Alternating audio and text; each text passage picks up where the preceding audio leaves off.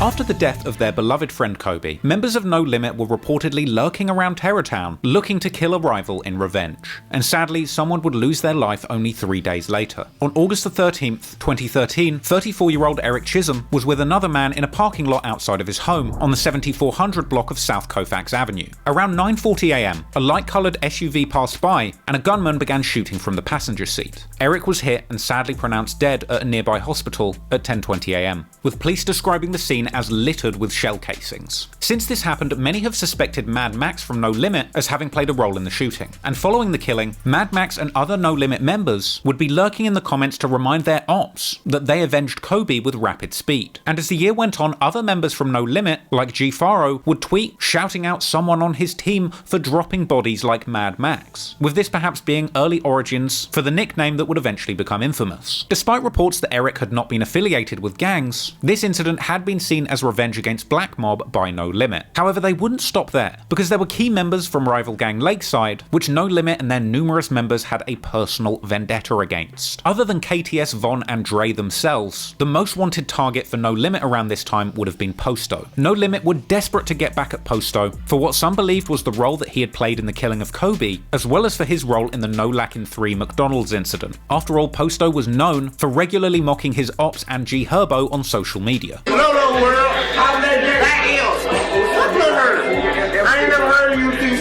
Posto would be hard to catch, however, because he would end up being arrested on October the 5th in a scene caught on video. Posto would be released on the 18th of November 2013, and it would only take 5 days from his release for his opposition to catch him. On November the 23rd, 2013, at around 11:05 PM, 18-year-old Posto, real name Tyshawn Anderson, would be shot in the head in a first-floor hallway in the 2700 block of East 80th Street. Someone in the building called the police after hearing 3 to 4 gunshots, finding Posto laid out on the floor bleeding from a gunshot wound. After being taken to Northwestern Hospital, Posto would unfortunately be pronounced deceased at 11:50 PM. Cops would label the killing as gang-related, and in the years that followed, rumours circulated of a 2-man masked hit squad from No Limit, which included Mad Max, as being responsible. Others have pointed the finger at Crazy James from No Limit, with his lyrics on the song It's Real, including lyrics where he says, "Tell Posto pick his face up. This is no fairy tale, I drill. Headshots, I killed people." As a result of the hatred that No Limit members had towards Posto, following his death, members would mercilessly mock Posto on Twitter and Instagram, and in songs, with G Herbo actually making numerous tracks where he says he smokes Posto, and in a semi-successful effort to turn Posto into the Tuka of the East Side, several other rappers have been heard saying that they smoke Posto on songs too, with one of those people once again being pop sensation Juice WRLD, who would rap that he was smoking on Posto numerous times. Smoking on Katy Pack and Posto and Mr. the Most. G Herbo even claimed at one point to be starting a legitimate cannabis company named Posto Canna after his favourite murdered op. I'm sure the authorities were rubbing their hands together like Birdman at that one. But sadly, when it comes to Posto, the disrespect that No Limit have shown this deceased op reaches a shocking new low in Chicago drill history. Because in a since-deleted video which has been thoroughly scrubbed from the internet, we seemingly see G Herbo and Lil Bibby with other No Limit members at what they claim is Posto's gravesite, where they claim somebody urinated and defecated on his headstone. For the record, this clip has been thoroughly scrubbed from YouTube in the years that followed, but it still circulates on some website, but it's probably for the best I don't put that on YouTube. Naturally, Lakeside and KTS would be devastated at the loss of Posto and the ongoing disrespect, and KTS Von would be seen on social media spinning the block eager to avenge Posto, even returning to that very cursed McDonald's that has been so central to this beef.